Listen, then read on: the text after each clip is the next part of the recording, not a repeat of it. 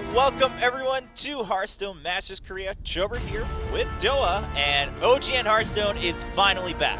Yep, that's right. Our first tournament of the year. There'll be more in the future. I'm really excited to be back casting Hearthstone again at IEM. We were at OGN. We were at IEM a couple weeks ago. But here, and this year it's a little bit different. Instead of China versus Korea, now it's just Korea. The scene has grown enough that we can have a tournament entirely populated by Korean players, and we really do have like the best ones in this tournament. Yeah, which is pretty exciting because in the past, we kind of had some, names around the community. There were murmurs of like, oh, this is the best player and whatnot. But then we played against China, which had a much more developed scene at the time already. Yeah. And so oftentimes we'd see the Chinese players kind of dominating in the later stage of the tournament. But now I think, it's time really to start brewing up the Korean talent in Hearthstone. So 2015, finally, really things kicking off everywhere for Hearthstone. But Korea, I'm really excited to see which players really developed by the end of the year. I will say Korea had a good start last year. We had Kranich, who we're going to see play today, make it to the semifinals of BlizzCon. Of course, he qualified for this tournament without any issues. Not too surprisingly, he's on Team Dignitas. We will see Reniauer later in the tournament. He did very well last year in OGN Hearthstone events, also made it to BlizzCon, now plays for SK Gaming. So we have seen Korean players get to the point where they can compete on the world stage, and so the scene is growing. So I'm really curious to see who's going to come up, through these seasons, who's going to make it to BlizzCon, who's going to make it to the World Championships. It's going to be cool. Yeah, like we saw in the intro video, Kranich doing well at the World Championship for Hearthstone last year, beating Kolento. That was kind of the big storyline. Like, wow. With that weird warrior deck that I never would have told him to take if I would have known he was doing that. But hey, that's what got him the fame. That's what got him the fame. That one card, the Raging Worgen and the Warrior, that's what people remember Kranich for. It's true. As you mentioned, Doa, he is on Team Dignitas now, which is really, I'm really happy to hear that because, we were both kind of concerned when after the Hearthstone World Championship, he was like, well, I think I'm just going to go back to my studies. Like, I'm kind of done with Hearthstone. But then he's decided, you know what, I actually really do want to focus now more on my player life there. But let's look at the tournament. Let's talk about the tournament. We can talk more about Kranich later. Oh, I'm sure we'll talk a lot about Kranich. But there's our tournament information there. It is going to be, of course, a 16-player event. And we are running Conquest format, which is great. As you can see, a lot of money to give away, 27,000 Korean won overall. It's about, what did we say, 25,000 US dollars or so. So a nice chunk of change as well. And World Championship points on the line as well, too. If you want to make it to the World Championships at the end of the year, this is a good place to start. Yeah, and as you mentioned, Noah, there will be more tournaments throughout the year for OGN. So Korean players will have a lot of chances to kind of gather all these points and secure their spot to go to the Hearthstone World Championship at the end of the year. Yeah, just getting started. And we're in such a good place for Hearthstone right now as well. GVG has really developed, and while this tournament is going on, Blackrock Mountain is coming out, so we're going to be adding in cards throughout the tournament, which is going to be really fun to watch because then you kind of get to see what the pros are doing like immediately after these cards come out. It gets very experimental. It's very cool. I do think they're going to put a little bit of a time, like about a week or so after each wing develops, to give players time to kind of get used to it. But because last year we didn't. Last year we didn't, if I remember. And that was with great. Max Ramus. We shouldn't do it this year either. Well, it was kind of crazy, but it was fun. Crazy is good. We'll see how it goes. I think that we'll hear about when it happens because of course Black Rock Mountain coming out later this week. Yeah. Which is super exciting, but that's not what we're here to talk about. I wish we were here to talk about that. We'll probably talk about that a little bit as well too. But today we have two great best of fives. It is Conquest, so of course each player brings 3 decks, and how it works, if you're not familiar with it, is that when you win a game, that deck is kind of locked away. To win a match, you have to win once with each deck. So if you lose, you can choose to use the same deck again because you're going to need the win anyway, or you can switch to a different one. So you get to see a lot more variety in matchups. You don't just see people 4-0ing with Zulak anymore, which is not something that anybody enjoyed watching, right? So the format's a lot better. 2 best of 5s today. It's going to be Kranich versus Seulsiho in our first best of 5, and then it's going to be Lucette versus Jungle Ramu. The second one. Jungle Ramu. Here we go. We're explaining the Conquest format and graphics now. Yes. But as you mentioned, Doa, basically you do have to win with all 3 decks. So like you said, a little bit more consistency. And of course, the big thing is like people will have a little bit more, I guess, relativity to the ladder now. What we see on ladder is going to be a little bit more effective also in tournaments. I totally agree. Some players do like, obviously, some, kind of trickier decks, or, they'll usually include one deck that doesn't work well on ladder, only works well in kind of this format. but generally whatever's more consistent is always going to work well in Conquest. Yeah, there's less like hard countering that we saw in yeah. the old last hero standing format. It was really easy to sort of like, well, he's going to play this deck, so I've got this deck to beat this deck. And then the other guy's like, well, now it's time for me to counter that. Just went back and forth. It was a counter competition, really. This is way better because I feel like you do need to bring a well-rounded deck list. We've seen, you know, different takes on it. A lot of people are going with just simply aggro, but if you do that, you run into a heavy control deck, then you may not have anything that beats it. So it's impossible to kind of win that match. So overall, we see people using kind of like one of each, you know, aggro, mid-range, control, and it's really, really cool. I really like the way kind of the tournament scene has developed around the Conquest format. Yeah, on the flip side, we've had people like Chalky going for 3 mill decks, and you know, the people are really still experimenting with how that goes. But we're taking a look at the qualifiers here, just a little bit of a roundup review of how things went. Nearly 200 people participating in qualifiers here in Korea. So that alone kind of shows that, yeah, there are more people now really interested in getting into the professional scene in Hearthstone. And there are some players, if you watched Korea versus China last year, there are some players you'll recognize. You might see a few familiar faces. And look at this. So the oldest player that participated was 46 years old for American age. Right. And then the youngest was 16. Wow. So born in '99. I believe one of the 16-year-olds made it into the round of 16, so we'll be able to see him later in the tournament. Where is their group drawings? The real beginning. Last year wasn't really, you know, it was just a teaser. We don't really think about that. I don't know. So sorry, Magic Wind and all you people that did well. This is the real beginning now. Yes, but yeah. you know, I do kind of see where they're coming from. The scene has grown a lot since then, and here's kind of the win rate in the qualifier that we saw with all the different classes. As you can see, Priest not picked a lot. What surprised me though was that Warrior wasn't chosen as much. But I've been talking to Kranich, I've been talking to Transit, my former teammates on Golden Coin. They were saying that in the qualifiers, it was just pretty much all aggro. Everyone just wanted to rush the face of everybody else. Yeah. So, as you see, this is like how the players who participate in the qualifiers rated each class. So they were told, hey, rate each class 1 through 5. You can see the chart on the bottom right, 5 being very strong. So Hunter averaging out at 4.38. Yeah.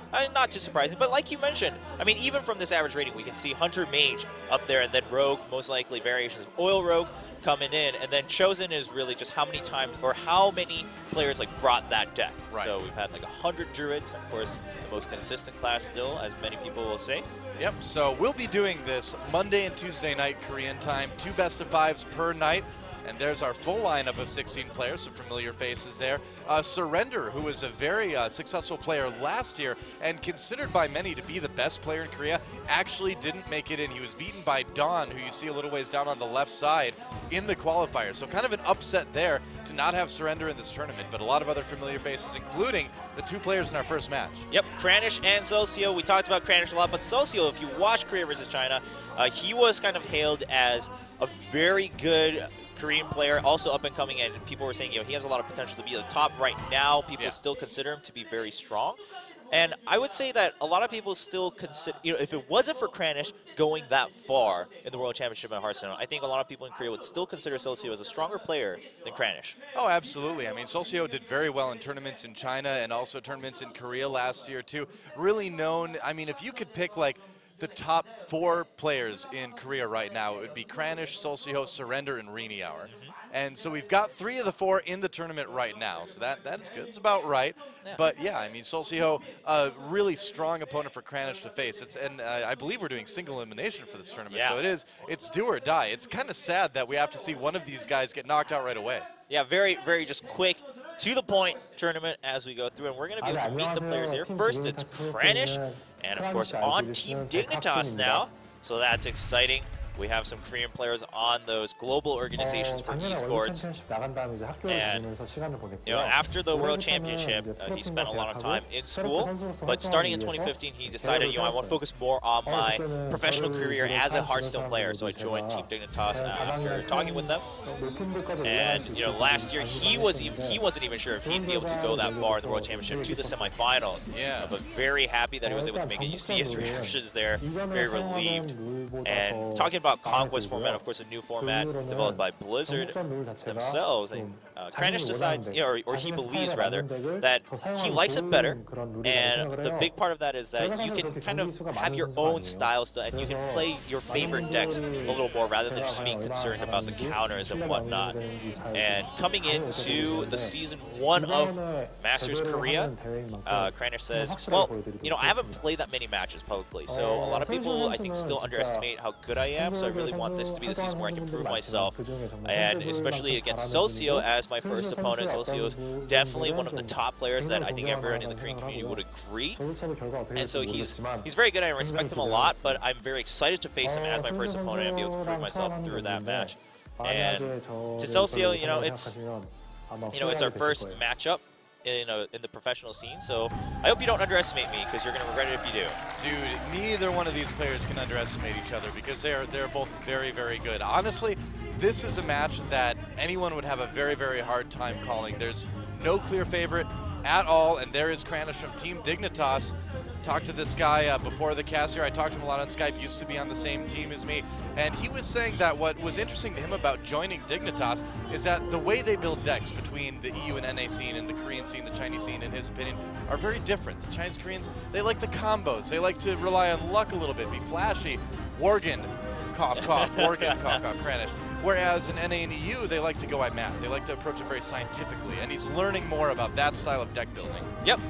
In fact, and I think that shows a lot. Recently, there were some conversations, of course, always ongoing, but on social media, where Chalky himself was saying, well, you can't expect professional players to always go for the flashy moves, because you got to go for what wins, and what wins is the most consistent. And I think a lot of players would agree, and that's why sometimes, in the meta, some people will get a little bit bored of seeing the same decks over and over again. But I do believe Conquest has solved that a little bit, or at least the same decks. At least it's more aggro, right? So it's a little bit more exciting then. We're starting to move into a time in Hearthstone as well, too, where there's enough variation. Oh, now we're going to learn a bit about Seulsiho. Yeah. So Seulsiho, 23 years old. Here he is. If you watched Hearthstone last year, yeah, his hair color is different, so that's like the biggest difference. It's kind of hard to tell he's the same person, but he's very excited to be back at an OGN tournament, and he was very confident in the qualifiers, and so he wasn't really too concerned going into the qualifiers. But now for the main tournament in the round of 16, he thinks it's really how much he prepares is going to matter a lot. And in my first matchup, it is against Kranich, so I'm a little bit concerned, but I think I practiced more, and I think I practiced very well to be able to play against him. And if I play to my satisfaction, then I think I can win. I won't regret it.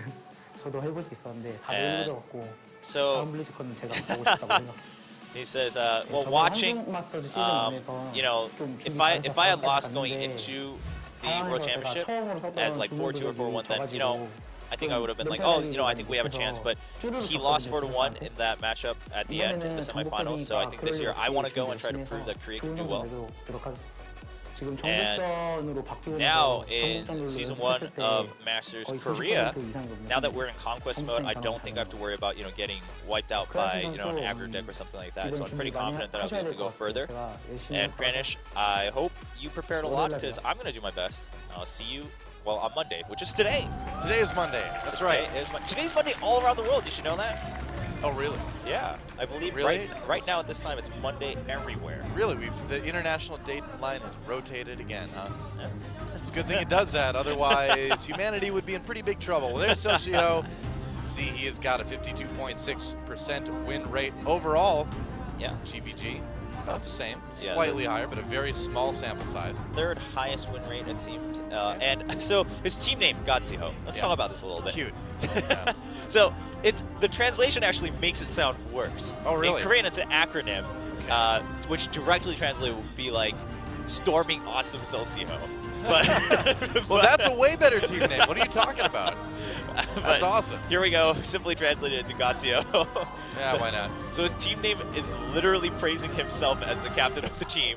There are a couple other players on that team, but let's look at the decks they're going to bring in. So these are the records that Kranich has had in tournaments here in Korea with these decks, I do believe, and we'll be able to see which 3 classes he is going to bring. Yeah, good win rate overall, but again, a lot of this isn't as impactful as it is now. Obviously, GVG changes a lot, and we can see him going with Paladin, Warlock, and Hunter for today's match. We'll have to see what those decks exactly are. Yeah, first time we're going to be seeing him playing Paladin at a competitive capacity, so that's pretty exciting. Of course, Paladin generally becoming very popular post-GVG. Yeah, there's been a lot of good mid-range stuff going around. Of course, Control is still there. You know, we've seen it bounce into popularity a little bit more. And then, of course, the really awful, like, Paladin deck that Savitz made that just uses Goblin. Thanks a lot, man. Yeah, I love hitting that one on the ladder. Thanks. Yeah, not too... Hopefully we won't see too much of that because we see it enough on ladder. Everyone's pretty sick of it. No one has found the cure yet. You know, Kranich would be the type of person to bring that to a tournament, though. That's the scary part. Looks like Seulsiho is going with Rogue, Druid, and Warlock for his 3 decks. Pretty standard stuff there, although Warlock maybe a little less often shows at IEM. We only saw Life Coach bring Warlock. Yeah, out of the final 8, that is true. Yeah. Warlock, I mean, in general, after Dark Wanix kind of changed the handlock into a Demon Lock, and people have made their own variations on that, we'll still see Demon Locks now and then, not as much as the old handlocks, and of course, Zoolock not seen as much anymore. There's been a lot of experimentation being done with handlock lately, too. People trying to take out Mountain Giants, things like that. I still miss the old original, like, crazy Dark Wanix handlock with the Fell Cannons. I love that deck. Ooh. Oh, and look at this popularity vote for who's going to win. Kranich 63%, 37% for Seulsiho. Well, that's what happens. That's what happens when you're semi-finalist at BlizzCon, I think. Yeah, that's true. You know, he was in the top 4 of the world right now, according to the World Championship. So Kranich holding that title in Korea. And I think surprising a lot of people, too, because, you know, Korea was seen as a bit of a weaker region going into BlizzCon last year, and here we have a player in the semifinals right away the very first year. So, but I do want to go back to what you said when you talked to Kranich, him talking about how the NA, the Western players, seem to focus a lot more on actual mathematical deck building. Yeah. I want to see how that affects Kranich's play at this tournament, because that could make a big difference, because I do agree. We've seen Korean players focus too much on themes, but let's get into the first match right away between Kranich and Seulsiho.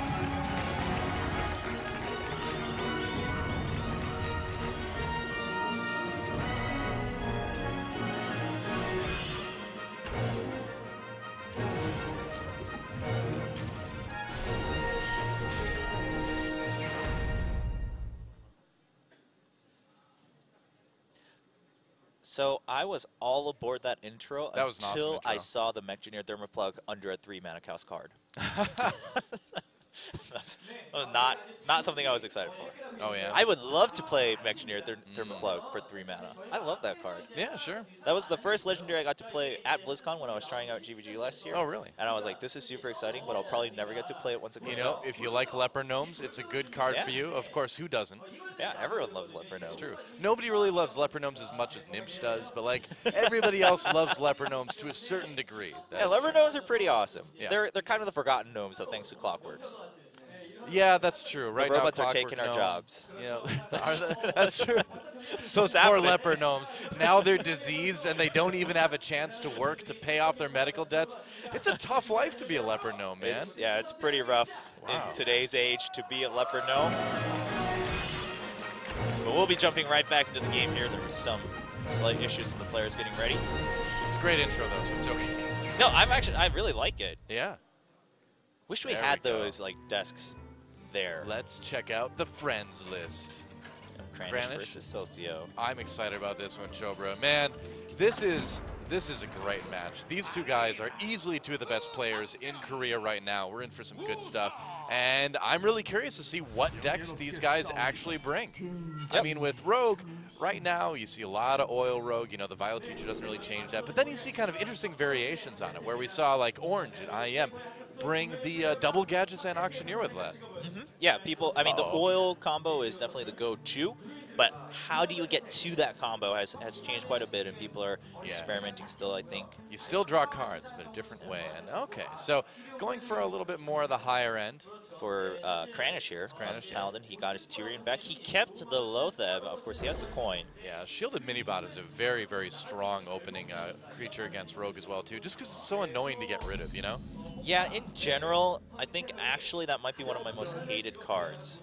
Well, I mean, as Rogue, you're either going to probably be taking like 4 damage minimum, or you're going to be using, it's usually always a 2-for-1 in terms of like combination of damage to yourself and a card used, or just 2 cards used, or having to hit it twice. It's just irritating, you know? Yeah, Divine Shields in general, not something Rogues are too happy about. I don't think so. It doesn't quite jive with their vibe, you know? That's Not too the jive divine with the vibes. themselves. That's right. Let's go Kings there for Kranich too on the top side. So Yeah, interesting. you know, looking at their starting hands and going forward, you know, I'd say it's actually pretty even. You've got the Pilot Shredder there for Seulsiho too, but the shielded mini-bot really is going to be kind of what sets the tempo for Kranich first. You know why it's so superior? It's because it's got treads instead of feet. Treads instead of legs, man. Much more stable. Sure, that's why they use it on tanks. They don't give tanks legs. Yeah, that's true. Well, although they did that in Star Wars, and correct? that was awesome. That was awesome. But this is a little bit too small to be a tank. Okay. No AT-ATs yet.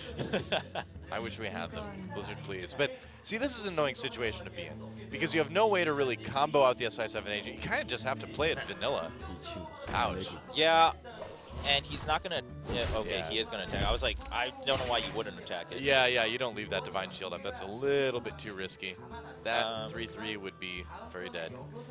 Consecrate. All right. Now, okay, so if you're Kranich, I mean, since do you coin out and go for? Oh, he's gonna do it, man. Yeah, I mean, he's got two too actually. He's got two True Silver Champions, so now he can just keep whittling that rogue down. And at this point, especially with a later end, right, higher end Paladin deck, I'd say Kranich is going well. This what and this what I was set. talking about too. You know, it's going to take Seulsiho kind of a minimum of 2 moves to take it out. He had to take 2 damage to get rid of the shield. You know, now at minimum, and he doesn't really have a way to combo out the SI7 agent onto it as well for the 2 damage there. So it's just so awkward. I mean, you don't want to use an Eviscerate on it. You know, we'll see what he decides to do. I think playing the Piloted Shredder would just be the safest thing here. Looks like he's thinking about it. Yeah, with the True Silver there, the Violet Teacher's not going to happen. He was looking forward to using it, but it's not. I mean, at least you're going to get a little bit more out of the Death Rattle from the Piloted Shredder. Wow, hello, Ragnaros. Rag too. You're a bit early to the party, Rag, but it's okay. I mean, Tyrion's already there too, so That's why not? true, yeah. Tyrion, well, he always gets there early, man. He's just, like, super polite. It's just the way Tyrion is. Rag just, like, comes and burns down the party. That's right. He just comes out of the floor. He's like, what's up, guys? Where's the beer? So Kranich, yeah, he just Oh! the one I Really? cheat. Really? I think you might want to get rid of that at this point. Yeah, you may want to trade the 2-2 into that one. Yeah, I mean Kranich, with the Shredder too, you know, kind of just, all right, well, if he's just going to match each thing, I might as well just keep whittling them down. Considering he's going for Tyrion and there we Rag. go. There we Okay. go. Because the thing is that even if he runs into the creature, which of course he will, at 2 health, this still isn't any easier to get rid of. I mean, he can combo the SI7 agent out to do that, but it only in an awkward way. You know, you'd have to with use the Eviscerate. Yeah, you'd have to burn your Eviscerate for 2 damage. So it's just not ideal. Huh. If only he had spell power and he could get a little bit more use out of that Fan of Knives. Because taking 6 at this point already, Yeah. knowing that he hasn't really played anything else in Kranich's side, so you've got to expect that there's going to be bigger cards hitting harder later. Paladin is such a strong lead-in in the Conquest format because it can handle so much, especially with the prevalence of oil rogues these days. We saw this at IEM as well in the round of 16, that the majority of players, actually the most common starting class was actually Paladin. That is true. Yeah, you're correct in that. So basically, whatever seems to be more consistent. Again, it doesn't matter as much as perhaps the olden days because you can't, keep playing the same deck if you win. But yeah, so you you're just gonna take it. Okay. You have to. He can remake his weapon, and the idea here is that, he's not going to be taking any more damage in the immediate future, and that's going to ideally let him set up something with like Violet Teacher or Sharp Sword Oil, something he can get, something he can use to sort of get a foothold back in this game again. Yeah, things are... It's going to be hard without that, though. Yeah. I mean, Seulsiho obviously playing that Oil Rogue, you got to assume that you can go for that big comeback, but... Yeah. Oh, interesting. He's running Oil Rogue with the Oil Rogue. I've been studying Korean too much. Oil Rogue with the South Sea deckhand, too. Yeah, you see that variation once in a while. Yeah, just giving that a little bit extra chance to guarantee that burst at the end with the Sharp Sword Oil. But it's a great combo piece. He's got... Yeah. What do you think, man? I mean, basically, story of the first set, right? Kranich kind of has everything he wants to play every turn. Yep. Seulsiho doesn't, because he has awesome combos, but what are you going to combo with, right? I mean, at this point, even there's no really solid combo to use anyway. So, he's had to use so much just to remove what Kranich has put out on the board already, and that Violet Teacher is not going to last very long. He doesn't even have any spells he can cast after it, so I definitely wouldn't play that. I mean, it's essentially like playing 5 armor, you know, for 4 mana. I mean, going back, or looking back in hindsight, really the Blessing of Kings, not only was it great because it kept it alive at 2 health, but it denied the Violet Teacher coming out for even an extra turn. So yeah, just a lot of denial being done there. This is the only way you can get rid of Lothep as well, too. And so 5 more damage, I mean, at least you guarantee yourself that you only take 5 damage from Lothep. That's like the best you can do. Yeah. It's pretty awkward. Well, 10 life leads, so another Quartermaster. And thankfully no muster for battle yet for Seulsiho. Yeah, yeah. That'd be a terror. He's got 2 turns to draw to get that combo, though. But he's got 2 True Silver Champions in his hand. I feel so bad for Seulsiho. Yeah, this is a nightmare. Well. The greatest upside here is that he didn't play a minion, so like you can maybe sprint. He got a dude. The dude is out. No, and now you're wondering, it's like they aren't running 2 Blessing of Kings, are they? Please, no. But it's Kranich. Yeah. You never know. No, the thing is he really should get rid of that, because if he doesn't, I bet it's going to be another dude and then Quartermaster next turn. Yeah, because it's 7 mana, yeah. So, and he's got to anticipate that. Looks like he's going to sprint instead. I think you have to just sprint and then still get rid of the dude with your weapon. Yeah. I would imagine he's going to do that. If he doesn't, he's going to regret it. There's a prep. Ooh, nice. But what can you really prep? Well, nothing this turn. Yeah. But what can you try to make happen next turn? Like, you can go for a Violet Teacher and then get your... Never mind. Oh, Dr. Boom. Yep, well, that's a tough turn. Tough choice there for Kranich. Well, as I let everyone know, your daily dose of breakfast Dr. Balance coming out. He is totally balanced, man. Absolutely. He's the best. Yep. I mean, that's why he's every deck, you know? Yeah. That's how you know. Because he's absolutely equal amounts in every deck. Exactly. Doesn't get more balanced than that, Chobra. Equal representation. I mean, what more can you ask for from a card? That's right. If you could have 2 of Dr. Booms, you would have 2 of Dr. Booms in every deck. Dr. Boom and Lothep, man. Pals for life right there. Let's see. Actually, both from the same World of Warcraft expansion, too. Are they really? Burning Crusade, yeah. I would not know. Yeah. I have not seen them yet in my World of Warcraft adventures. I'm still very What's low. your max level in World of Warcraft? Still 20-something. Wow. You need to get on my level, literally. Yeah. It's not going to happen for a long time. Looks like you might take out the bombs right here, I guess. I don't know. Why are you hovering over the Sharp Sword Oil? I mean, you could Blade Flurry, I guess, and get rid of the Boombots. I think if you can do something like that, you might as well put buy the the teacher. Yeah. Prep. I mean, none of this is going to matter because there's Consecrate in Kranich's hand, but And Tyrion and Ragnaros. that's true. He's got plenty of stuff. Looks like it's going to be double Eviscerate to get rid of Dr. Boom. Okay. Then will he decide to prep anything out here? No. No, it doesn't look like He's going to chill. All right, goodbye, Dr. Boom. It's okay, your Boombots remain. And if it is a 1-1, that's not so bad. No, it only did 1. Okay. Oh, but it put it right in True Silver range, though. Yeah, so it's still going to die, but... I mean, wah, wah. From the opening hand, I mean, Kranich pretty much had this in the bag. I honestly do believe that. And really the biggest thing, again, looking back, is just denying that Violet Teacher from coming out meant that Seulsiho never got to the board, which means he didn't get to buy time to get to the combo. Well, dude, that 2-2 at the beginning of the game. Yep, Shielded Minibot, man. That honestly, really, that was, I told you that. Well, we all know that is like one of the best cards to start off with against Rogue. I think so. I mean, almost against anything, really. Just Divine Shield card alone. I mean, that's why, for instance, why Annoytrons are so popular. But this is, to attack and to so it can do a lot more damage going forward. I mean, Annoytron was made just because Blizzard hates the Goldshire Footman. So, like, there, now no one will ever use it. Haha. Poor Footman. It's because he has feet, not treads. That's true. If he had treads, if he was a Goldshire Treadman, he'd be seeing some play. But Goldshire Tank Man. There you go. Well, okay. Just playing it a lot safer. I mean, now that he's so far ahead, I actually really like how Kranich is playing. So I don't think recalling how he used to play. He used to just be a little. Every Korean player in general used to just take a lot more risks, like randomly. I really do feel like he has improved. I actually talked to him about this very thing today. I was like, so you're not going to play as fast as you used to, right? Yeah. He's like, he just kind of laughed. He's like, yeah, because that was one of the big problems with Korean players is they played way too fast. And I had a conversation about that with Reniauer a while back, and he said, well, you know, as we approach esports, we're kind of trained to think we know the answers for every situation.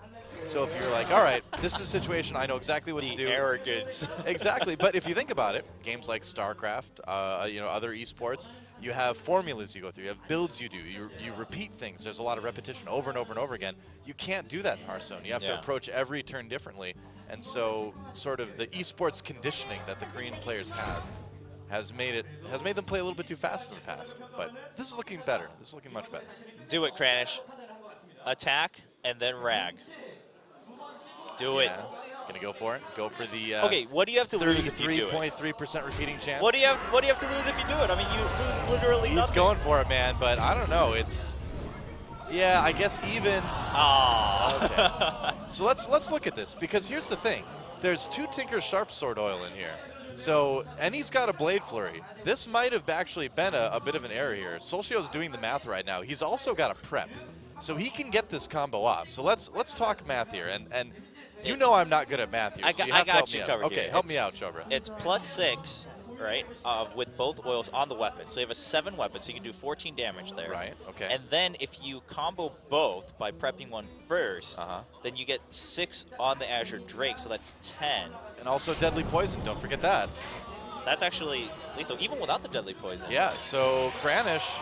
Wow. Making a mistake here, man. You cannot do this against Oil Rogue, Kranich. I can't believe it. I can't believe it. I can't believe it, man. 8 health. Oh my double gosh. short sword oil, Deadly Poison. Look at Kranich. He's like, yep.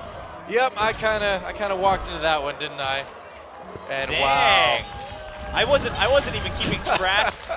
I wasn't even keeping track of those cards in Seulsiho's hand because I was like, oh, dude, Kranich pretty much has this. When you play Oil Rogue, the game is never over, man. And Seulsiho gets the win inexplicably with that crazy last turn damage. How much damage was that? That was like 29, I think. It was oh, no, 28. Something like that. It was really high, yeah. 28. Yeah. Wow, 28 damage burst. I mean, people thought the old Miracle Rogue was bad, but then now we have Oil Rogue. Obviously, that kind of combo, like 28 damage is something that requires a lot more things to all line up. Yeah. But you're right, Kranich, you know, and I egged Kranich on. I am guilty of egging Kranich on for the rack. It's your fault, man. It's your fault. That's how I play on ladder. I was like, I don't know, man. It's Oil Rogue. Yeah, I should, but yeah, I mean, wow. And that's a huge error, actually, by Kranich, man. That is big, because if you played Tyrion, that was in the bag. Well, that Paladin is one of the best decks to handle that Oil Rogue. And yeah, now Oil Rogue is locked out. The Paladin's still around, but the Paladin deck kind of didn't do its job, you know? So it puts Kranich in a little bit of an awkward situation. That Paladin deck can absolutely win other games too, but it should have won that one. I do think that was probably its most favored matchup too. I mean, the rest are Druid. Well, it really depends on what the Warlock deck is, but against Druid, it's definitely just kind of give or take. Yeah. So he had so many safer plays as well, man. Tyrion. Just Tyrion. I mean, just Tyrion alone would have solved everything, right? Because he would have won the next turn. He would have won the next turn. That's true. But as is, Seulsiho, a game up. Kranich looks a bit embarrassed, and I would too after that one. That is a tough loss to make a mistake like that. Not what you want to have happen in your first game of the first tournament of 2015 for him. Yeah, I'm just sitting here so guilty because I was so convinced. I blame you completely. I had stopped. I will admit, I had stopped really looking at Seulsiho's hand like 2 turns ago. You can never stop looking at Oil Rogue's hand, man. It's true. It's true. You can. Yep. But all right, we're going into the second set right away, so we'll see what both players bring. Both players can change their deck, so let's find out.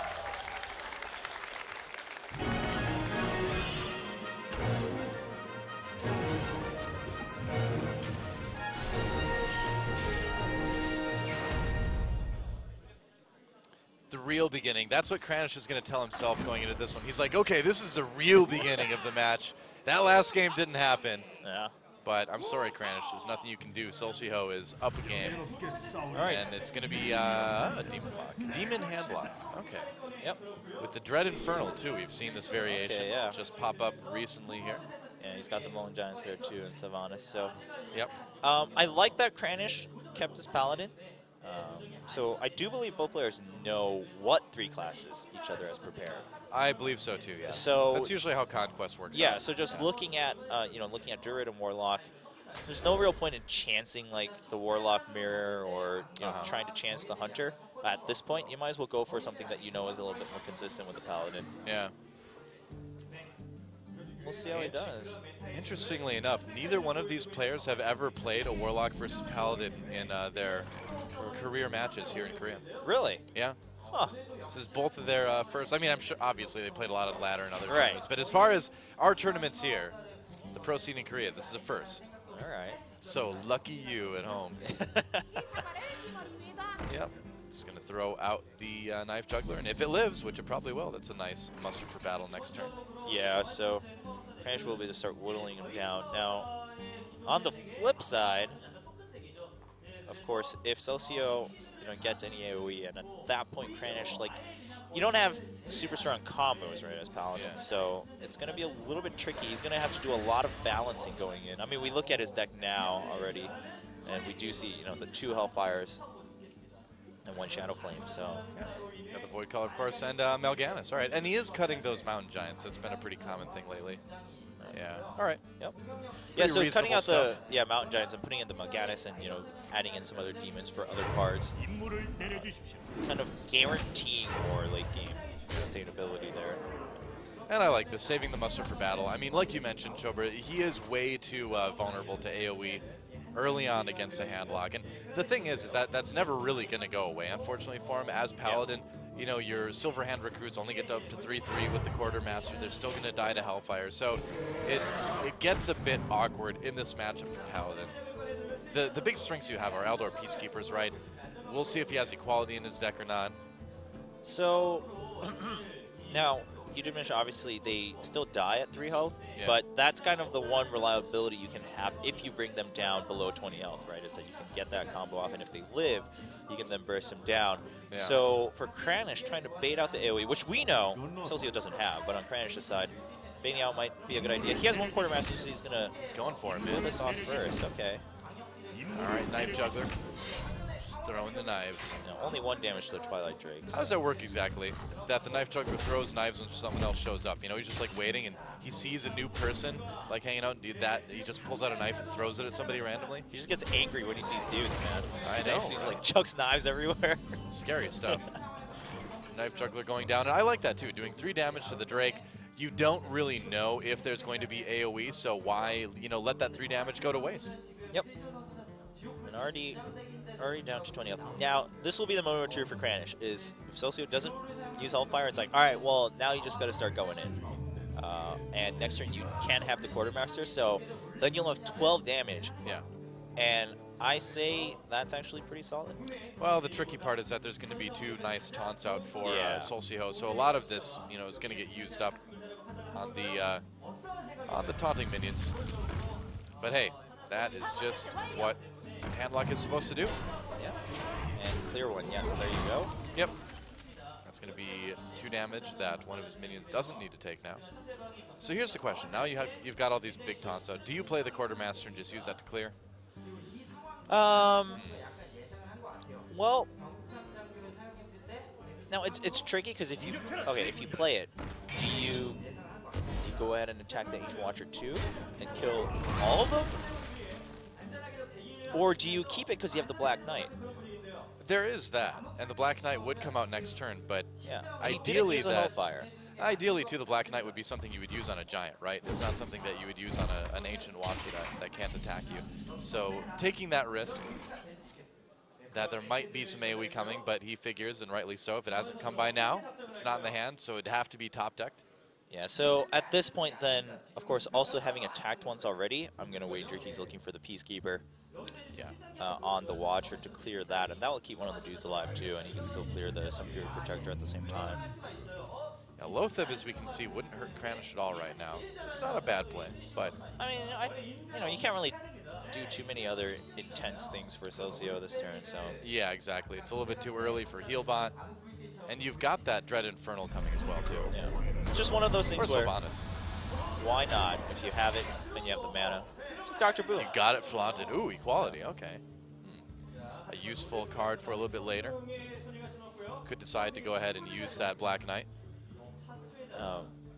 Something, the pride of something, and then it's Meat? yeah, it's ribs. Oh, talking about Kranich. So, K is like the first sound of Kranich. Oh, yeah. So, Kranich ribs. Why would he want Kranich ribs? Is that a cannibal? Is there a cannibal in the audience, Chobra? I don't know. I didn't read the bottom side, but he's basically cheering for Kranich, is what we gathered from that. Or he wants to eat him. Yeah, or he wants to eat him, but even the Greencasters were not very clear about that. So. That's terrifying, man. I don't know. Looks like we're going to see a silence on that piloted mini-bot. Maybe not. That wasn't supposed to rhyme, but it did. Piloted Shredder with the Dread Infernal. Yeah, That's, could just clear the Silverhand recruits. I mean, there is that. Yeah. Thinking about it. And Yeah, I say win. one. All right. Oh no, the dreaded shielded mini-bot. Not as much of a threat late. this game, but still, it's a fun card to see, but just not at turn 7.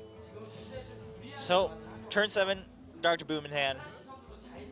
Pretty much play Dr. Boom. But You know, the thing is, too, is that he would get cleared so easily. Yeah, exactly. That it's a little bit more awkward. So, you know, do you do something like equality here, clear both, take a little bit of damage? What the what? It's like a comic. What? That's like Kranich's face. That's how he felt after that last game.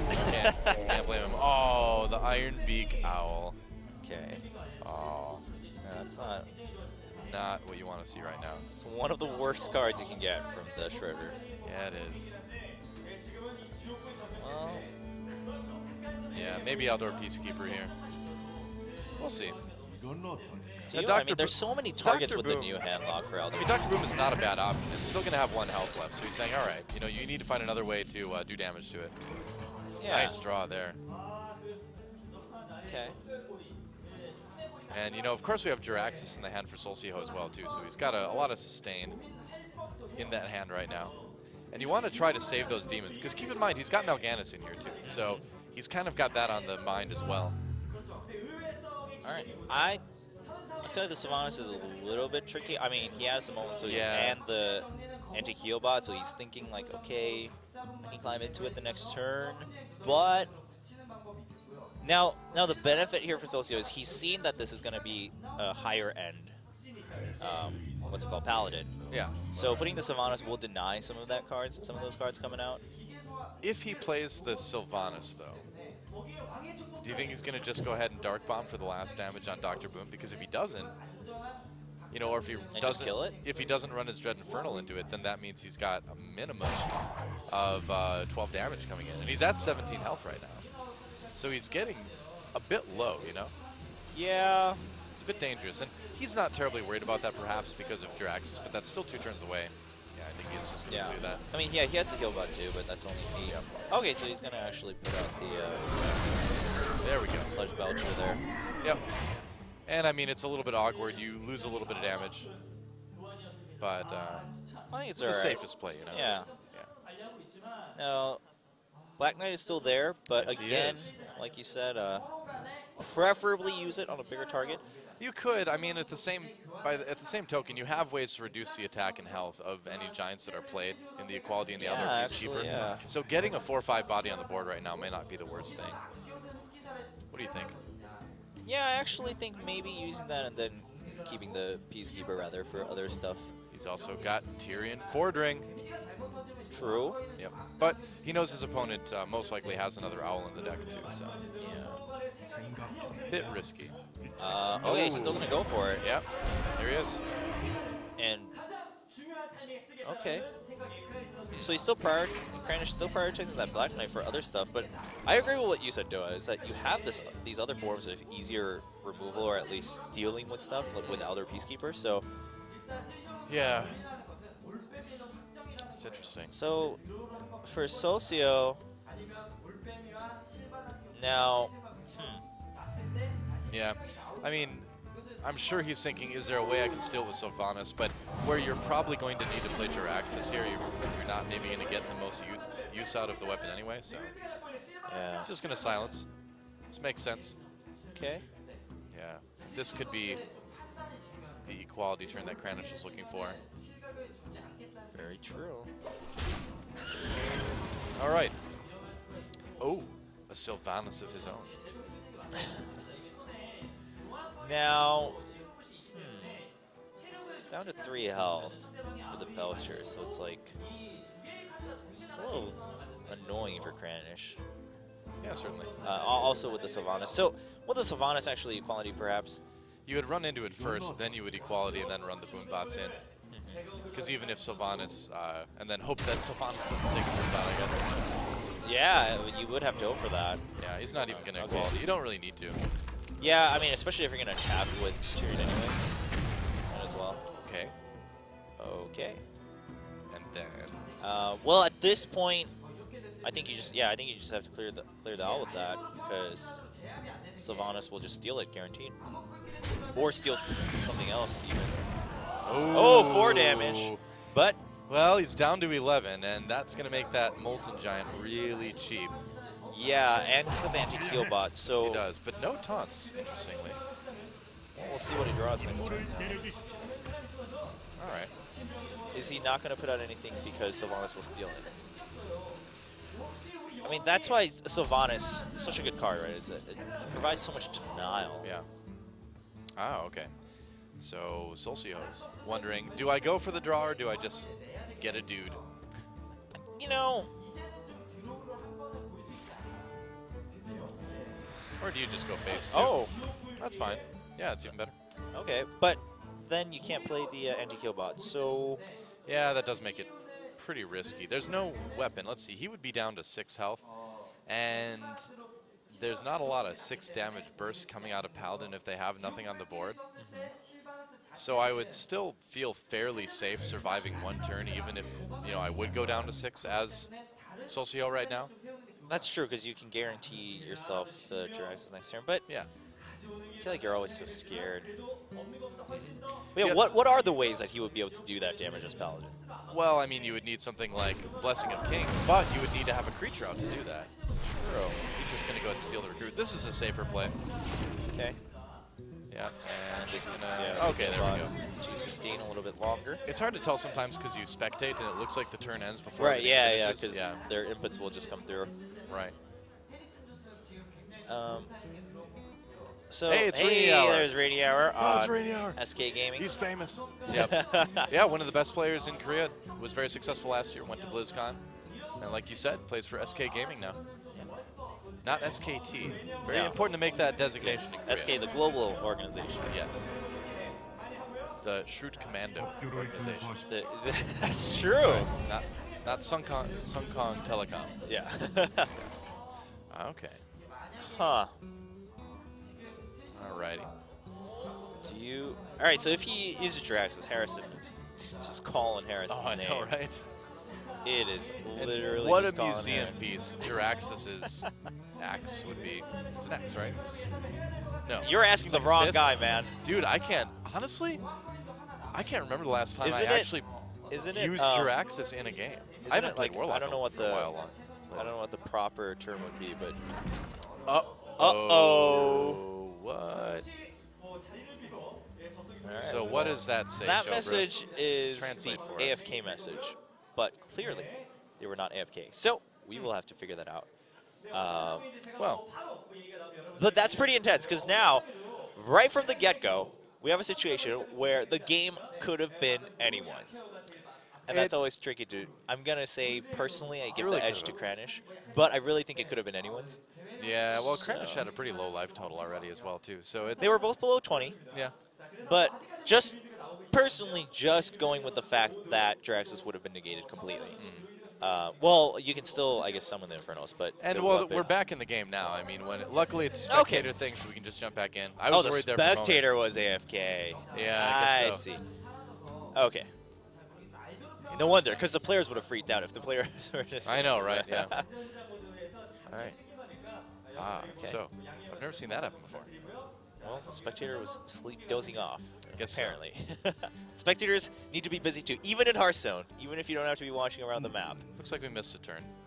Yes, we did, That's okay. but it's okay. There's the Blessing of Kings now Yeah. coming out. He does have a minion. It is Sylvanas, though. Yeah, Not and a you lot can't of- kill it off. And not a lot of incoming damage from the Warlock side. So why not just kill the heal bot Okay. and just put out the Knife Juggler? Yeah, and Knife the Shielded Juggler, Mini Shielded Mini Bot. Yeah, just get a little bit of board Bot. Even presence. the dude, yeah. Even the dude. I agree. And just see if... Oh, wow, that second antique heal bot came out for Seulsiho, though, during that time. Oh, you're right. He did draw that, apparently. And a second Molten Giant, too. So. Yeah. Don't forget. Yeah, and I think that's what we're going to see. It's one of those turns where you have this time to just, you know, drop what you've got in your hand that normally would be played a little bit earlier in the game. Okay. Well, now he can clear. Yep. Yes, you can. So he can clear with the Hellfire and then put out a heal bot. Whoa. So that's pretty crazy. But yeah, it's basically you get rid of the shield, Hellfire, and then that means that Sylvanas won't steal anything either. Yeah. Yeah. Then you can put out the Giant too. Or, okay, you want to put out the Twilight Drake. Yeah, I mean, you might as well. Yeah, because 11 health, we talked about this before, not a lot of burst. Well, the other thing, too, is that, oh, wow, that's Consecrate. Equality, And he's got the Consecrate. quality. Yep. So you saw Seulsiho like, yes, I'm going to win. Kranich is like, Yeah. no, you're not. This is actually a pretty good game. But right now, because of the way that, okay, so the Giant will be negated. He's like, but- I know what it is. Yeah. Oh, poor man. But the anti-heal bot is still there, and then Jiraxis will come out. Now that Harrison is going to stay in Kranich's hand forever until Jiraxis comes out. I would wager that Draxus comes up before the heal bot, actually. Actually, yeah, maybe. Yeah. Well, we'll see what he draws, but yeah, I've got a feeling Harrison is going to be huge in this game. yeah, you gotta put Now he's wondering, do I want to actually beat Jiraxis, or do I just want Jiraxis The on the board and 315. gain a little bit more health? I'd say you go for it because you have the Dread of course, Infernos. dude. Of course. Your dudes are way bigger than his dudes. Absolutely. There we go. Do you clear the dude? Do it, Seulsiho. Clear Yeah. the dude. I mean, Don't you give have him 8 cards. charges. Yeah. And that's again, you know, a safe play. I like it. Here we go. So, Oh boy, Harrison is about to make the biggest museum find of his life. I wonder how many cards are left in Kranich's deck, though. Doesn't matter. When you've had a chance to draw 7 cards with Harrison Jones. and you have the Blessing of Kings too, right? Yeah. So, oh, and you have a True Silver. So, Oh no. and the rag. Sludge Belcher, Shield Mini Bot. Wow. It's everything. Two You True have Silver you have champions. everything you would want. Yep. Just play the Sludge Belcher, I think, probably. There you go. Yeah. Why not? And unless Kranich dies to 30 damage from a rogue again, he should be able to take this game. Oh yeah, 28 damage is pretty much 30. Wow. Yeah, That's a lot, but it's true. Seulsiho really needs Melganis, but even if he gets it right now, it's I don't think it's going to save him. yeah, I don't think so. Now, He can make a dude in Soulfire. yes, you can. But then you have nothing, right? Yeah, I mean, and you Well, have you to can worry put about out the Void Caller. you have to worry about oh, you can taunt as well too. Yeah, I think this is better. Yeah, I mean, he knows that he hasn't seen Blessing of Kings yet. He knows that Kranich does not have a lot of cards left in his deck, so it's Love coming soon. them, too. Yeah. Whoa. Massacre. That's Kranich. Nice. That's Is that it. It's- Kranich? You sure? I don't know. Well, it doesn't look There's like like it. a But My Little Pony on there. I don't know what's going on, dude. Oh, the Black oh, Knight. the Black Knight making the big He plays. held it for so long. And it paid off. Sure did. You know, Kranich, I think, really took it in after last game. He's like, gonna play everything super patient. Yeah. Not gonna cross anything off my list just yet. I think that's a wise idea. Um, So we got Shielded Minibot, Siphon Soul. Okay. All right. well, I think now you gotta summon your dude, your bigger dude. Yeah, you do And the then, dude and you shielded, no, you the Shadow Ancient Flame, Heal yeah. Bot. Or you, yeah, Shadow Flame would probably be safer. I think so, yeah. More than the anti-heal bot, because your max health is 15 anyway. You're capped off there. Oh, yeah, you're right. So, I mean, yeah, you gotta go for the Shadow Flame here. Especially after you summoned it. can't think of a better play with what you've got. If he does that, it would be 4 damage plus 6, so that'd be 10. So he'd have 1 health left. You know, or he could just go ahead and play Ragnaros. I think it's just going to be Ragnaros. Yeah, it's just going to be Rag, though. Yeah, Kranich can end the game here. You can hit him, play Ragnaros. Yep. And he can end it. He can tie this up. There's Ragnaros. Seulsiho's like, oh, man. Yeah, well. Back again. So how about that? Ragnaros loses Kranich the first game, wins him the second one, and all is right with the world. Everything is balanced again. Giveth, and Ragnaros taketh. That's right. There you go. Kranich definitely not too happy. I was still remembering how things went in game 1. Yep. But the point is, he's now able to cross off the Paladin off his own list. And now we're down to... So the Warlock can come back for Seulsiho. Most likely will at some point. True. Now, I want to wager that Seulsiho will go with the Warlock again. It wouldn't be bad. Let's see. He's got Hunter to choose from as well. For Kranich, you have Hunter and Warlock. Oh, I'm sorry. Yeah, he's got Druid to choose from as well. But I think we're going to take a commercial break. So we'll be back after the break for set number 3. Don't go anywhere, guys. Kranich versus Seulsiho tied 1-1 in Conquest mode.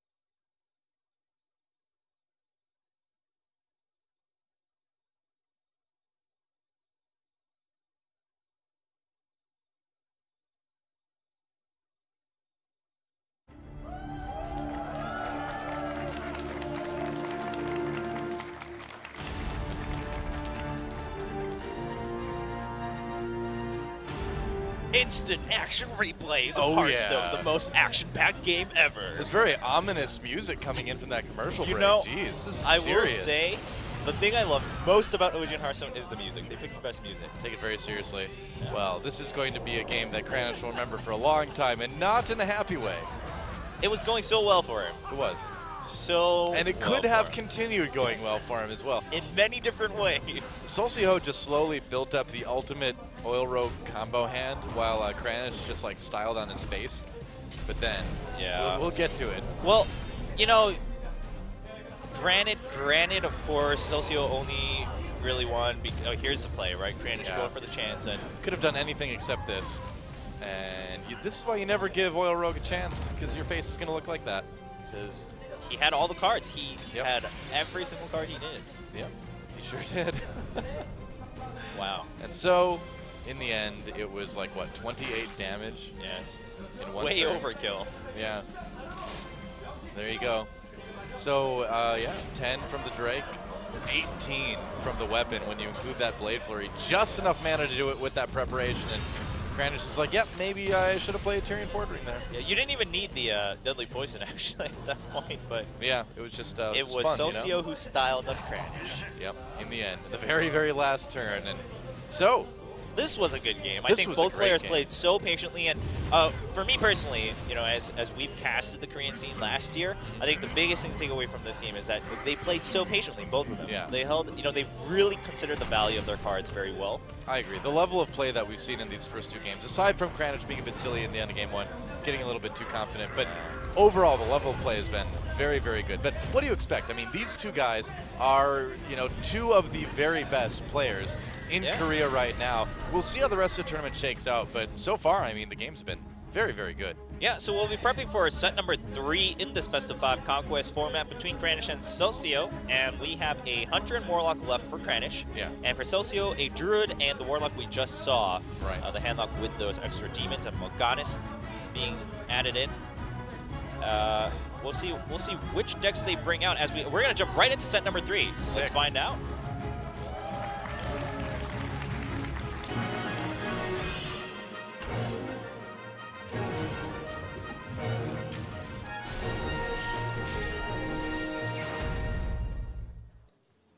You know, now that I'm looking at that intro, I can't but think that, like, originally the table was designed so that you, like, click a wheel each time you want to draw a card. Oh, yeah. Two people are playing and someone just came and just, like, spun the wheel to expend all their cards.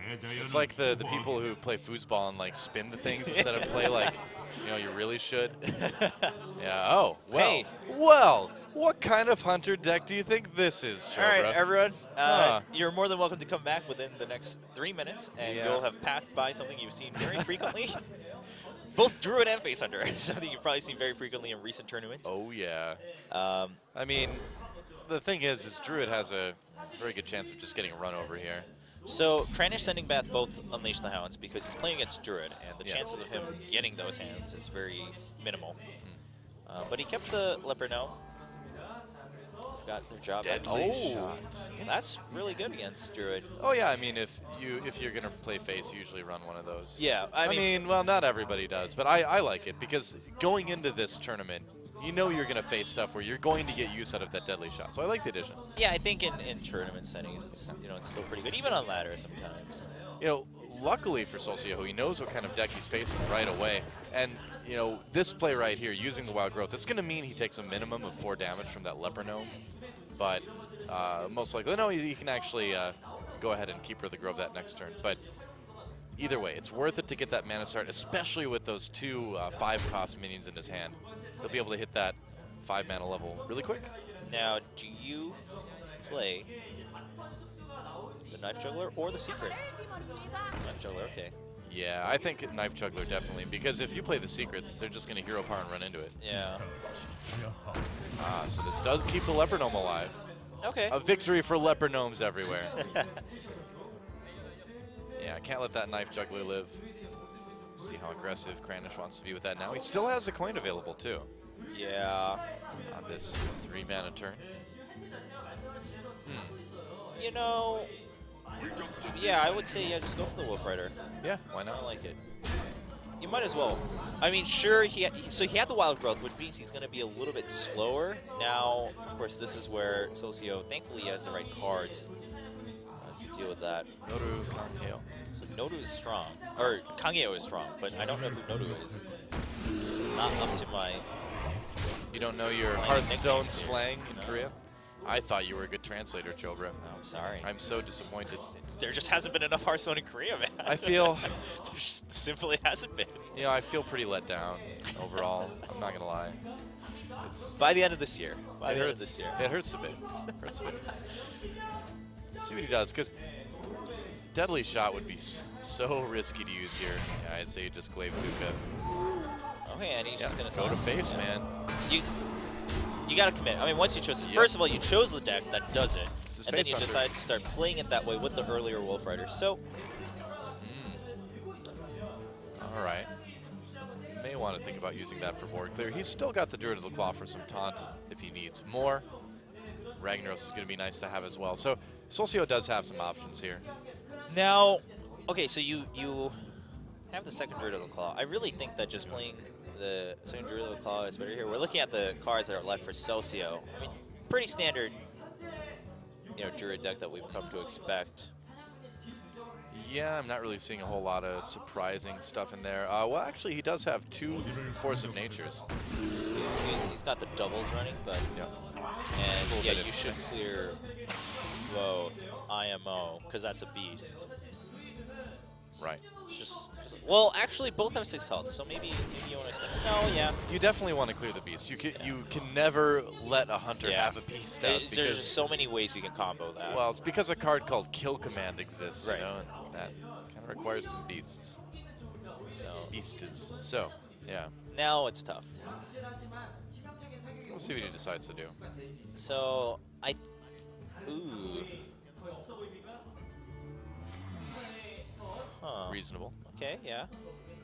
So 3 mana left, and yeah, I think the hero power is a good idea here too. Because I mean, again, you just want to keep relentlessly loading the damage on. Yep. And he's got something. He's got a relatively inexpensive way to activate that kill command in the Unleash the Hounds.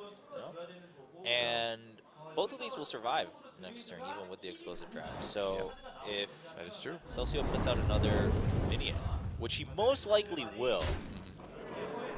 He'll be able to just clear that and put down 3 extra damage. I mean, the idea here, too, is, of course, just the damage to face with the explosive trap. You know, that's just 2 more damage.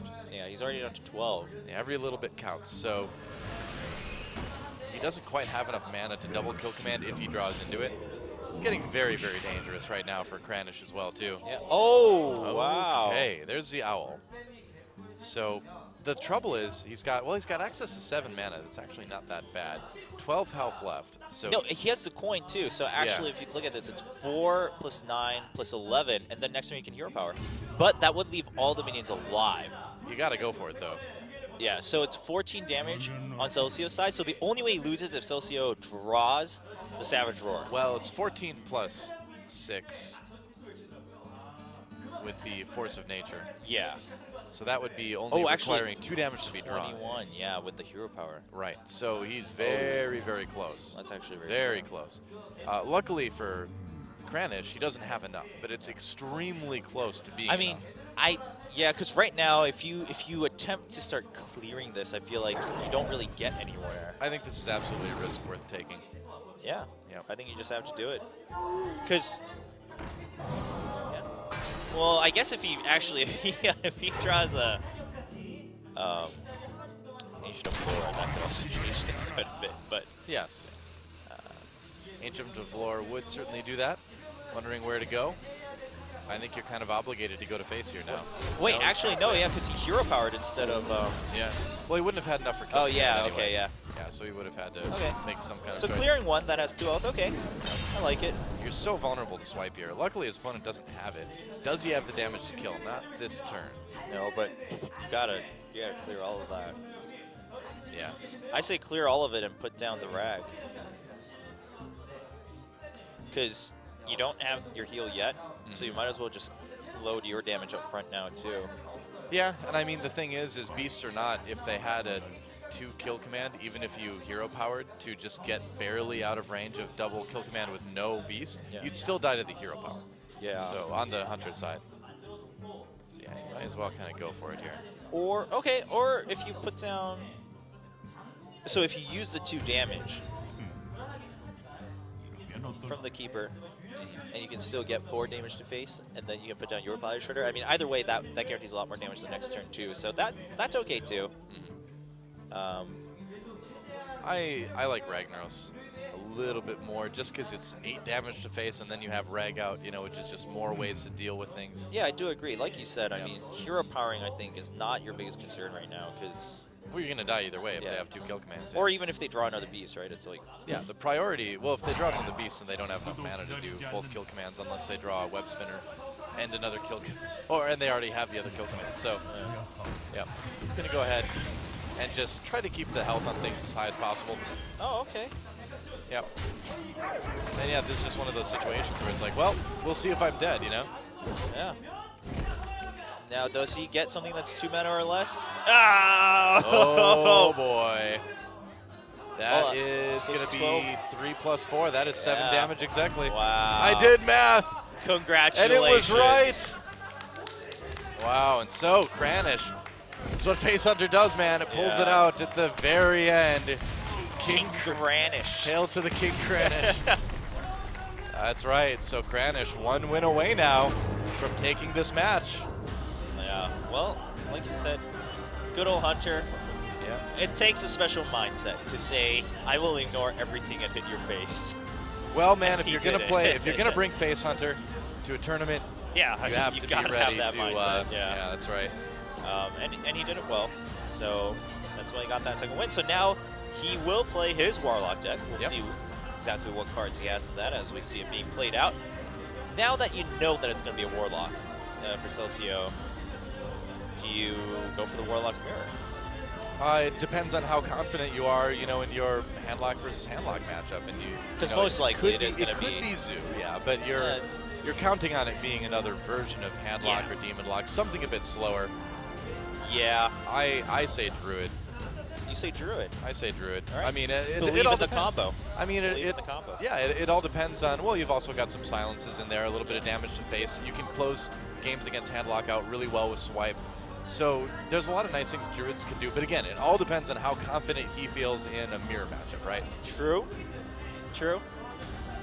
All right. Well, you know what? I'm totally cool with him going with the Druid. Obviously, again, just the strength of the Druid with the combo, and that goes really well against handlock. Anyone who has that burst is going to do well against handlock because then you can really purposely play around that, whereas others kind of have to rely a lot on something else, like we saw with the Paladin. Yep. But they are ready, so we'll be able to jump right into set number 4, see what Seulsiho brings up against Kranich's Warlock, or if Kranich will take away the first match. Let's get right in the game.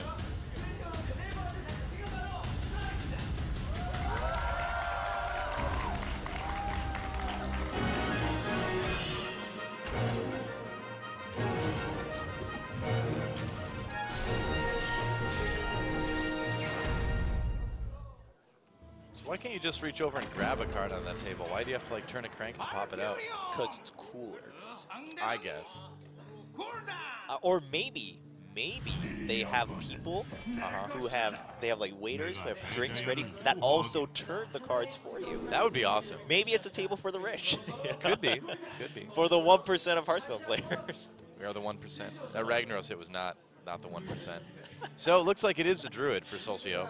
Yep. I think that is a little bit more reliable of a choice against basically whatever Warlock it ends up being. Yeah, you have much clearer win conditions, right, as the Druid against the Warlock. Sure, and you also have a lot of ways to deal with Zoo if it is Zoo, and it doesn't look like it is for Kranich, I believe. Yeah. I would actually, no. It's actually just straight up demon on log, demon. Right? Yeah, he's got the Mistress of Pain in there too. It looks like so. I cheated, man. I peeked. We have the deck list, but I'm not looking at them because I like to just kind of be surprised. No, yeah, I agree. I wanted to know. I cheated. But well, yeah, he's got the implosion too. So that would have told us right away. Yeah. Does have the Traxxas. Well, implosion is pretty common in Zoo these days. Yeah. Oh well, yeah, in Zoo too, but with the Jiraxes, I think the combination we would have been able to tell. Now, with the Mistress of Pain, most likely also having that Demon Heart at that point. So that's a big combo to look out for for Seulsiho. So just the Voidwalker, not too big of a tell, but if if you're keeping up with the meta, you're going to assume probably still not straight up Zoo. So we'll see how Seulsiho responds to that. Yeah, in light of recent events, recent tournaments rather, it's been more likely to be some sort of Demon Lock. Either way, it's not going to change your first turn. Going to put down that Shade of Naxxramas either way. All right, well, Big Game Hunter, not the most useful thing against Druid. And not going to come into handy until much later.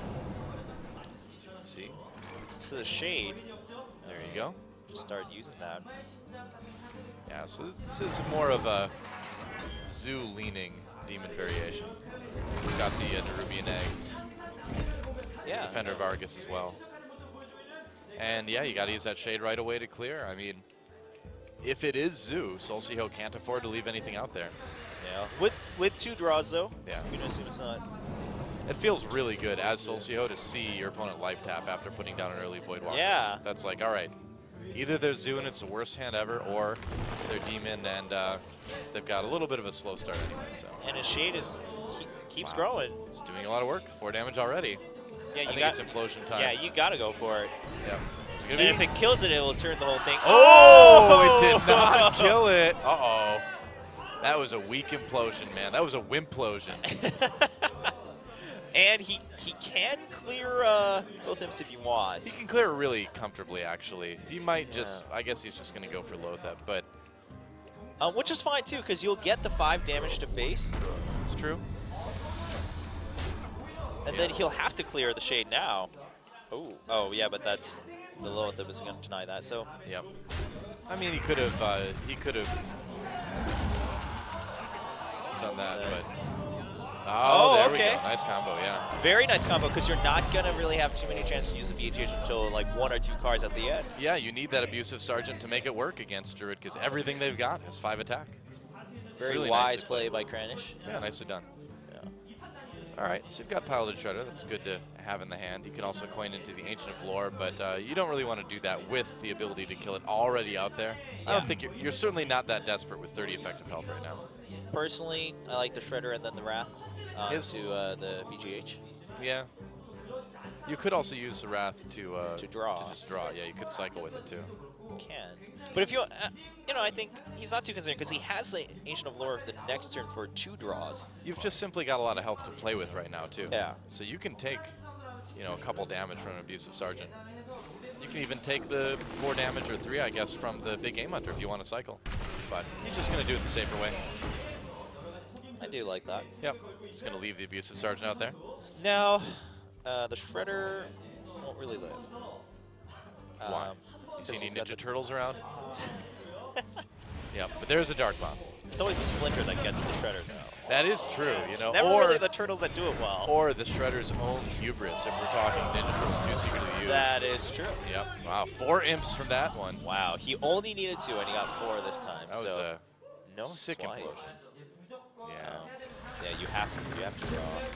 Hopefully you get the swipe from these. Wow, growth and Zombie Chow. Yes. Yes. I say you just coin out the Zombie Chow. Yeah. I think he's pretty tempted. Yeah, because you're not really looking to coin out anything else in the near future, so why not just put something else out to make sure you can clear a lot of that if you don't get the swipe. Yeah, I mean, the Warlock regaining 5 health at this point in the game is not really a big concern. Hellfire, no, that's true. Shadow Flame. Yeah. Right, dude. I think you just put out... He's got to clear something because he doesn't have enough to play. Doesn't have enough space for Dr. Boom right now. Yeah. Maybe you just clear the Zombie Chow and then put down the Dr. Boom if you want to put it down. You could. And then 3 damage to face. You could. 5/5 is a bit annoying. It does make Dr. Boom a bit vulnerable, but... Okay, he'd rather get rid of the 5. Okay. Yep, I agree, because now it's saying, all right, well, you're going to need to have Big Game Hunter if you're going to deal with Dr. Boom. Yep, which he does. And we know Seulsiho does, but this is probably the better play for Kranich. Oh, yeah. I mean, you put it out when you can. You can't, like, worry about... Especially when you don't have other targets really that he's going to use it against. And I mean, the reason why Dr. Boom is good is because that even when he inevitably dies the first turn after you put him down, you've still got the boom bots. That's why, you know, stuff like Sylvanas is good. That's why Ragnaros is good. It's not the minion itself, it's the fact that they have some benefit even if they die right away, you know? Exactly. And, oh boy. Scary. Nice damage from the boom bot there, yeah. And Where's this one going to go? Okay. That's good to get that out of the way. Yeah. Somewhat inevitable. Yep, and the nice thing is you can save that wild growth now for a couple turns and be able to get a draw for that later on. Yeah. So, Kranich, Hellfire? Kind of feeling it. Might feel obligated. We'll see what he draws.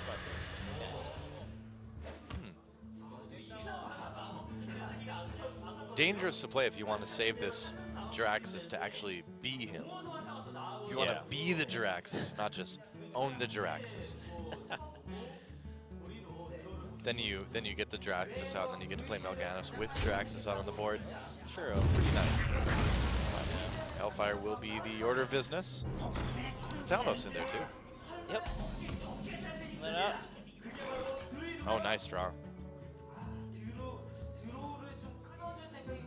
Due to the claws, always something nice to see. So, do you silence it? Yeah, do you silence it? You know, the thing is with Warlock, you could argue that silencing it doesn't do as much because they already have such easy access to draws. However, But it's extra drop, right? well, the other thing too is that when you silence it, you're not going to have enough mana to hero power to kill it, and also play the Druid of the Claw. So we'll see what he does, and he'll just kill it. Yeah, that's the thing, is that it doesn't prevent a whole lot. Yeah. Oh, and charge. Okay. Yeah, I mean, with the Warlock near 10 health, he may be able to close it out with Savage Roar next turn. We'll see. Yeah, I like that Seulsiho determining for himself that obviously there's no Moltons here because you saw the implosions, and that's probably going to be much more demon focused. Barring some sort of heal or some sort of taunt, the game is Seulsiho's. If Kranich can't do anything about this, could play Jiraxis. Could play Jiraxis. Isn't that the would- only way he can live? That would actually save him. Jiraxis would save him. Yeah. I would like to see him play that because nothing else really does anything immediately this turn. Yeah. I mean, unless you try to go for a draw, but I'd say that's pretty risky. I think you do pretty much have to play Jiraxis this turn. I think you play Jiraxis, hit face, and hope for the best. Because then next turn, assuming you live, then you can Infernal and Shadow Flame. Yep. That's right. Which is a great clear against Druid. So yeah, I think Jiraxis is the only play. Will be the play. Now, what does Seulsiho draw there? We'll see. If he draws Force of Nature, it's obviously over. There's a couple of things he can draw here. Swipe. Wait. With the hero power, he can do it because he can do 2 damage to face, and then so that's 3 extra on top of the 12. Yep, that's right. That's 15. Game over. So Number of there you things he go. could have drawn. Yep, got to do But the hero power first. Seulsiho. Pretty happy about that one, understandably. There it is. And that is going to tie up our series, guys. 2-2 going to Game 5, and I am not surprised at all with these players.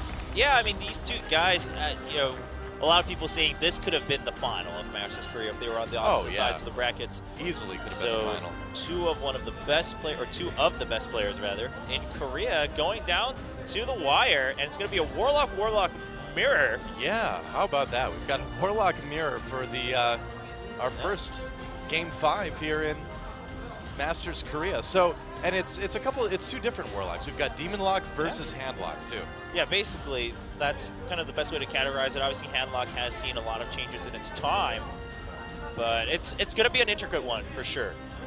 But both now the flip side is now with this Conquest format, both players have seen pretty much all the important cards in each other's deck. Yeah. Yeah, so they will be going into it with pretty much full knowledge of what the other guys got. Yeah, so how will they play around what they've seen? Let's find out in set number 5, Kranich versus Seulsiho. Who will move on to the round of 8? Let's find out right now.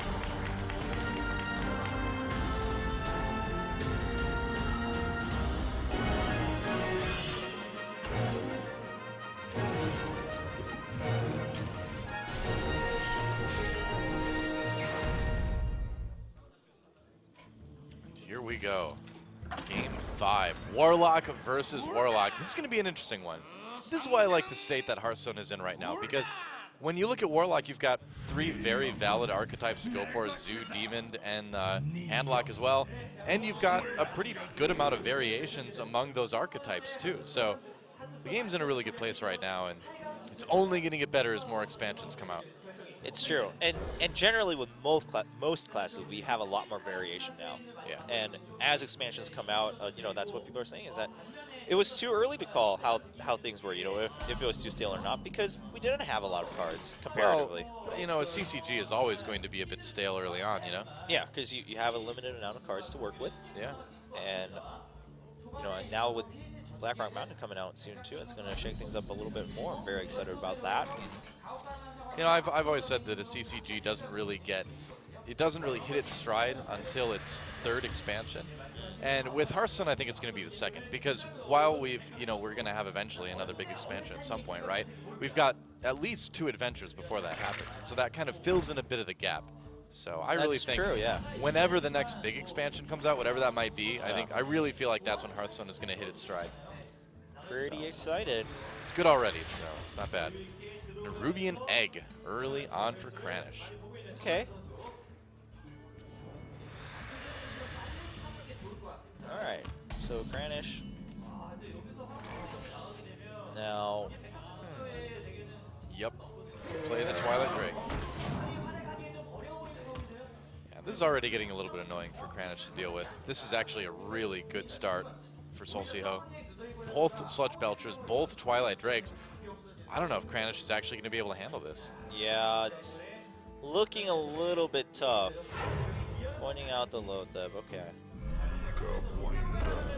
Yeah, he's going to do that. And that's just purely to match power for power, right? Because you're not going to expect a Handlock to be playing a lot of spells on this turn. Yeah. So that's just to get a big body out on the board. Look out, you're on camera. So what do? Do you play the Sludge Belcher or do you go for a Twilight Drake? What do you think, man? I think you just go for the Sludge Belcher. Yeah, I think keeps it's keeps your Twilight Drake alive. Yeah, makes the next one to come out. Makes the next one to come out a little bit weaker, but you keep the 4/9 healthier. Yes. Ooh. Okay. See, Defender of Argus is gonna potentially make a decent difference here. We'll see. It'd sure be nice if you could get that Defender on the Nerubian that comes out of the egg, though, rather than just the egg. Yeah. Okay, just going for the draw. Yeah. All right, there we go. Okay, just going to activate it and then the Dark Bomb. Okay, I like that. Clear the taunt. Still keep 4 health on Lotheb. Say, all right, if you want to trade your Twilight Drake into me, you're going to take 5 damage, make it much easier to clear. Very reasonable series of plays. Ooh, Melganis. And Sylvanas there too. Yeah. Not too eager to play Sylvanas just yet, though, especially with Implosions and whatnot coming out. Yeah, there's not a lot of good targets there. Okay, Sun Fury Protector. And we'll see what he does. The second Sludge Belcher would obviously just get owned immediately. So he's got a couple options here. Could go for the Drake. Could go for the Ancient Watcher and the Sun Fury Protector. Yeah, I agree. I'm a fan of the Ancient Watcher and then just taunting the Ancient Watcher. Oh, that's also a good point. Yeah. Because you saw Kranich's deck, and he's not running as much removal against those bigger minions, the bigger taunts. True. Okay, but just any taunt. Yeah, a second Twilight Drake is fine too. Yeah. Mistress of Pain. Yeah, that accomplishes pretty much the same thing. Yeah. Yeah, have the Implosion soften him up a little bit. Does it do 4 damage though? Oh, it does. Wow. That worked. Holy cow. Okay. Draws a Void Caller. Very nice. Yeah. If he wants to get your Axis out, may not be the worst thing ever. Get some decent damage in onto Seulsiho. And then, yeah, the Voidwalker, so... The Voidwalker, that might have been overreaching a little bit. You're just asking to get Hellfired here. Your Lotheb still lives, though. Yeah, he does. Right? So he would still have to attack into it. Personally, I'm okay with the Voidwalker, because otherwise it would have been like a straight-up just hit on the Lotheb. I feel like you're just going to draw out some of the other removal. Could be. And try to set things up for your Void Collar combos and your Mistress of Pain here. Yeah, you can clear as well. You're not going into a Mal'Ganis turn just yet. We can see Mal'Ganis is in the hand now for Kranich. Just drew it. Okay, Void well, Collar. Dr. Boom and Void Collar are pretty much the two big plays here. Yeah. May want to drop that Mistress of Pain as well, too, just so that when your Void Collar dies, you have a better chance to get Mal'Ganis out. True, yeah, because it could draw the Mistress. If he goes for the Void Collar play. Dr. Boom is probably the safest thing to do here. Yeah. That's going to force out the most removal. That's going to give you the most board presence overall. Yeah, there's no really clear plays here. Yeah. We'll see. I've got a feeling it's going to be Dr. Boom. Yeah, I think, you know, if it's too There we iffy, Dr. Boom. Yep. There's a reason he's so balanced. Just enough space. It's a lot of 1-1s. Are we going to see that Hellfire? Question. BGH is in the hand. I'd say just BGH it, man. Hellfire into BGH? Or just BGH. Just BGH? You don't want to? Oh, I don't know. Because if you Hellfire... Well, you don't need to Hellfire because there's no coin, right? You're not going to go into a Mal'Ganis turn for at least 2. So getting rid of the 1-1s isn't as vital. So we can hold off. Yeah, but I guess at the same time, keeping them alive does pose a lot of different threats. Yeah, if you're going to use the Mortal Coil, you want to do it on an Imp, probably. Oh, okay. Because, okay, so he's really not worried about Mal'Ganis at all. I mean, it is 2 turns. Oh, wow, okay. Oh, dear. That helped a lot. And then BGH it. Yeah. And then to you. Yeah, why not? All right, the Ancient Watcher, okay. Get that ready. Taunt later. Good positioning there. Yep, that will allow for the Twilight Drake and the Watcher to be taunted. Okay. Now.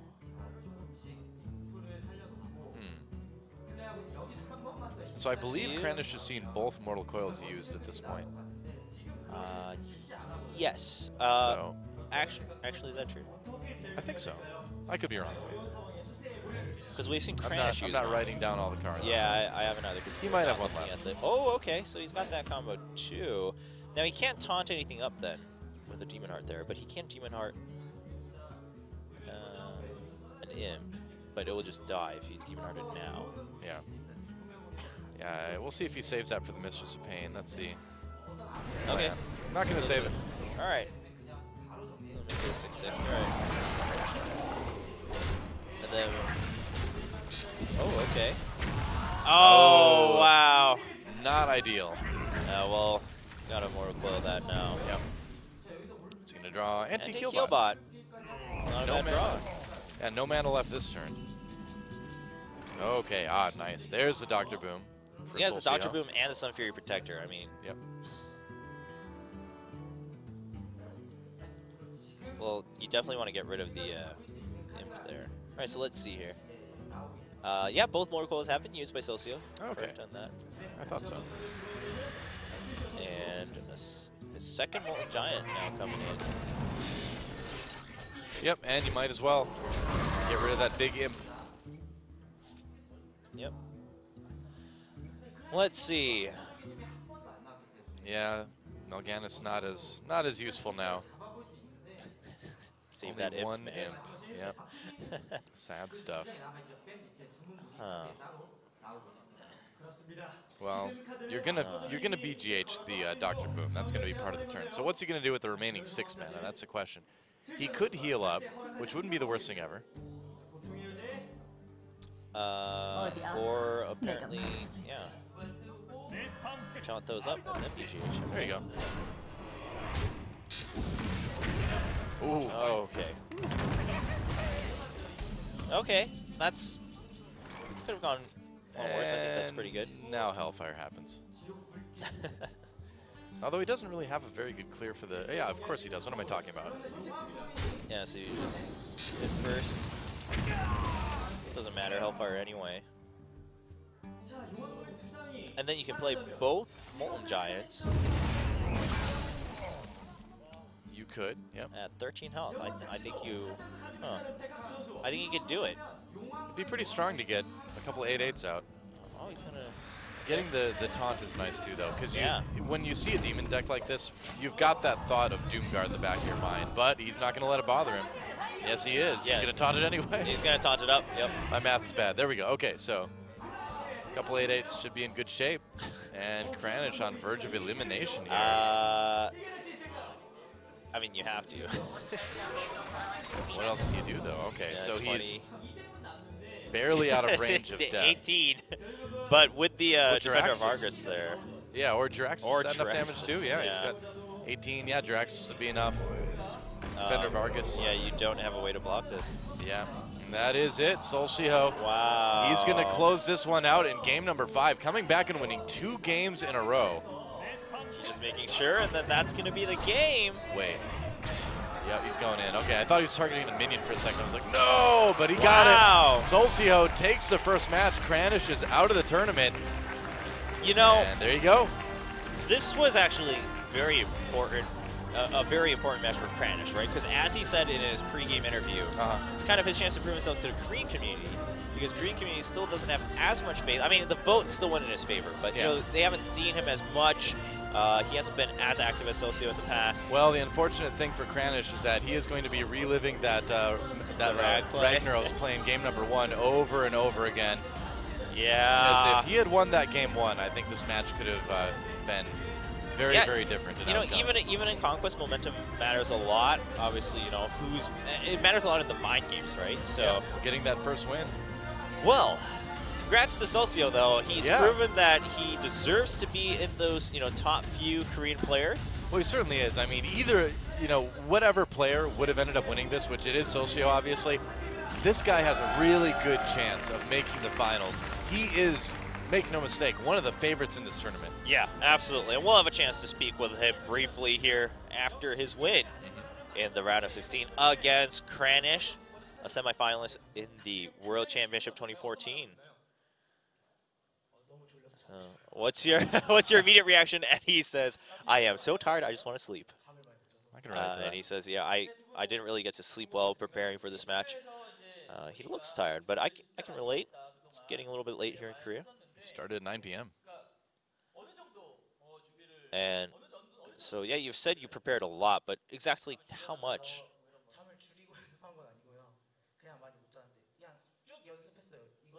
And so, yeah, I didn't necessarily like cut down on sleep to prepare. I just couldn't really sleep well the past couple of days preparing for this.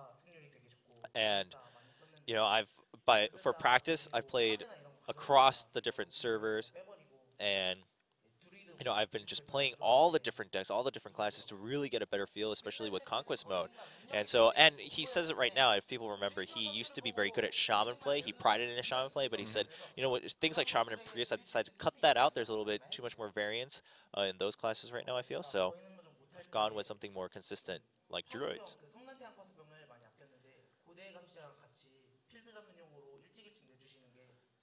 And in terms of Warlocks, I used to not be as good with the hand locks, but I think now the biggest difference for me is, you know, trying to play cards earlier on just to get a little bit more of that board advantage, you know, combining things with that Ancient Watcher, things like that. And I was very sure that he didn't have Molten Giants. But when he used Voidwalker and Implosion is when I knew, all right, definitely no Molten Giants in this deck, considering what's being played these days. So.